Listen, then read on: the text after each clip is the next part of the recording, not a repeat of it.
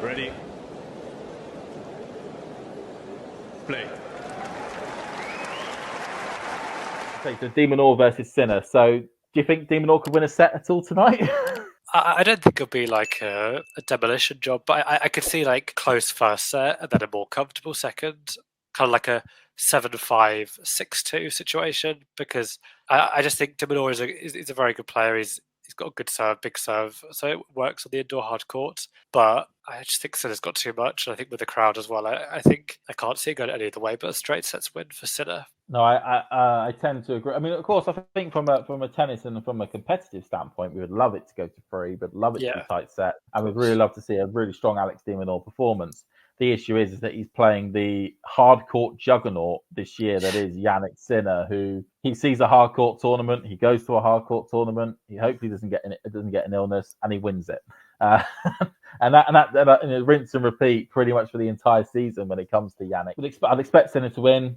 I'd expect him to win potentially in straight sets. We'd hope it'd be a competitive match, just because these tickets are very expensive for Turin, and I'm sure the crowd want to get their money's worth.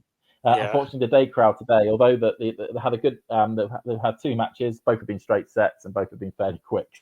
So I guess the fact that the experience of going there is something they'll be able to take away. Well, at least Medvedev gave them a bit of some form of pantomime to watch towards the end of the second set. It certainly has. It certainly has when he's turning his racket down the other way and getting point penalties and whatnot. So, what do you think de Minaur needs to do to try and disrupt Sinner?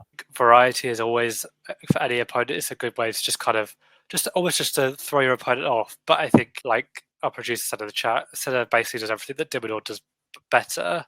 They're kind of similar. They have similar-ish styles. So I think de Minaur, the best thing to do is just to use a bit of variety. I think he's not a bad net player. He's played a bit of doubles. So I think he's just got to throw a few unusual things in the way and just mix things up.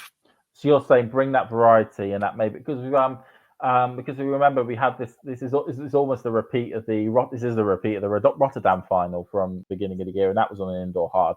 And although de Minaur was able to be semi-competitive throughout, as you say, it was that tight first set, followed by more of a straightforward second set. Probably would have to have a very high first serve percentage, you would say, to be able to stay within the match. That may give de Minaur a chance. I'm sure de Minaur fans and Australian fans out there will be hoping that he can pull off the upset tonight. But I think we are saying that on the balance of probabilities, we would fancy 9 times out of 10 the man on our picture just above to beat the guy in the orange top.